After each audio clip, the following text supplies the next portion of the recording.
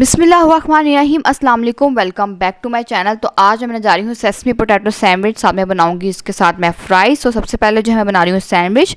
तो उसके मैंने यहाँ पे लिए थे आलू, इसको मैंने बॉईल करने के बाद मैश कर लिया था। इसके शामिल किया मैंने इसके अंदर चॉप किया प्याज, चॉप किया हरा धनिया, साथ में शामिल किया मैंने इसके अंदर साबुत ज़ीरा, नमक और लाल मिर्च का पाउडर। अब जो है सारी चीज़ों को अच्छे से यहाँ पर मैं मिक्स कर लूँगी। अच्छे से मिक्स करने के बाद यहाँ पर मैं लूँगी एक ब्रेड स्लाइस और इसके ऊपर जो है ना ये जो मैंने बैटर आलू का तैयार किया था, अब जो है ना इसके ऊपर अच्छे से ये ब्रेड स्लाइस के ऊपर इस तरह से अच्छे बैटर को मैं लगा लूँगी। अच्छे से लगाने के बाद जो है ना अब मैं यहाँ पे लूँगी सफ़ेद तिल, और सफ़ेद तिल जो है ना इस तरह से मैंने इसके ऊपर अच्छे से डाल दिए हैं। अब जो है ना अब इस सैंडविच को जो है ना मैं कर लूँगी, थोड़े से पैन के अंदर ऑयल लेकर इसको फ्राई कर लूँगी। पैन में थोड़ा सा ऑयल लिया, इसको मैंने सैंडविच रख दिया इसके ऊपर।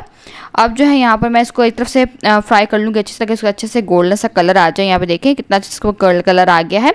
अब दूसरी तरफ से इस तरह से फ्राई कर लूँगी मैं, ताकि जो है ना दूसरी तरफ से भी इसके ऊपर अच्छा सा कलर आ जाए। उसके बाद यहाँ पर ये देखें ये सैंडविच यहाँ पे बनके तैयार हो जाएंगे। दोनों तरफ से अच्छे से कलर आ गया। मैं इसको यहाँ पे अब डिश आउट कर दूँगी और यहाँ पर मैंने इसको सर्व किया फ्राइज़ के साथ।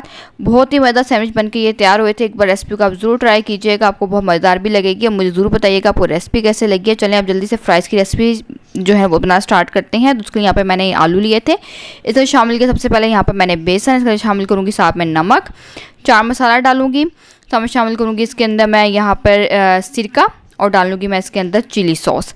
ये डालकर अच्छी चीज़ यहाँ पर इसको मैं मिक्स कर लूँगी। मिक्स करने के बाद यहाँ पर इस तरह से अब मैं इसको फ्राई कर लूँगी ऑयल के अंदर, जब तक जो है ना अच्छे से इसका गोल्डन सा कलर नहीं आ जाता। जब यहाँ पे इसका गोल्डन सा कलर आ जाएगा तो अब इस फ्राइज़ को जो है यहाँ पे मैं बाहर निकाल लूँगी।